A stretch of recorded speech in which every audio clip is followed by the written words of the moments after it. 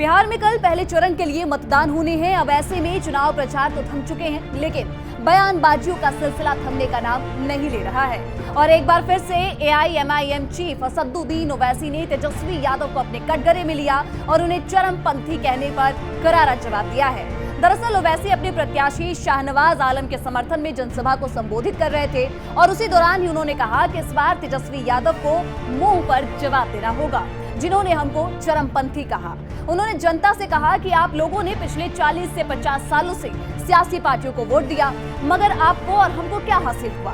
गरीबी, बेरोजगारी, जमीन कटाव, यही हमारी मुकद्दर बन गई है।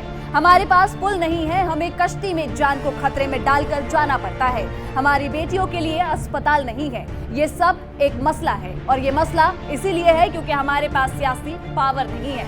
तेजस्वी हमें चरमपंथी कहता है, लेकिन हम कभी किसी समाज के खिलाफ नहीं थे और ना ही इंशाअल्लाह रहेंगे। अरे जब देश को पहलगाम और ऑपरेशन सिंदूर में जरूरत पड़ी थी, तब अगर किसी ने सऊदी अरब, कुवैत और अन्य मुस्लिम देशों में पाकिस्तान के खिलाफ जाकर भारत का परचम लहराया तो उसका नाम ओवैसी था।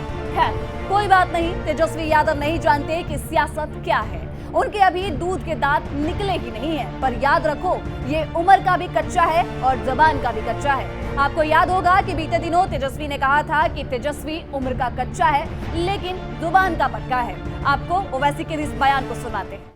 पुल नहीं है, हमको कश्ती में बैठकर अपनी जान को खतरे में डालकर जाना पड़ता है।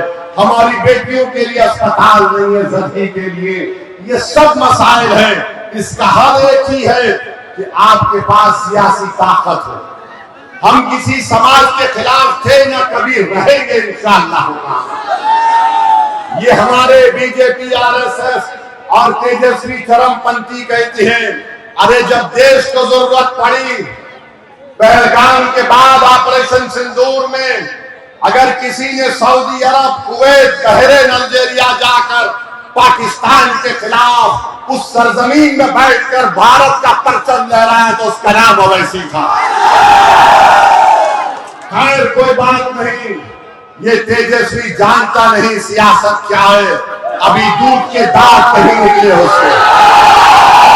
और याद रखो ये उम्र का भी कच्चा है और जबान का भी कच्चा है।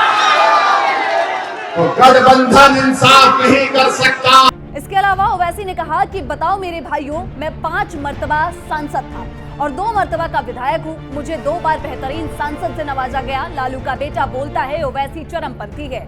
जब वोट डालने जाएंगे तो क्या बताएंगे कौन चरमपंथी है? उन्होंने कहा कि महागठबंधन का प्रत्याशी मोहम्मद इरफान है।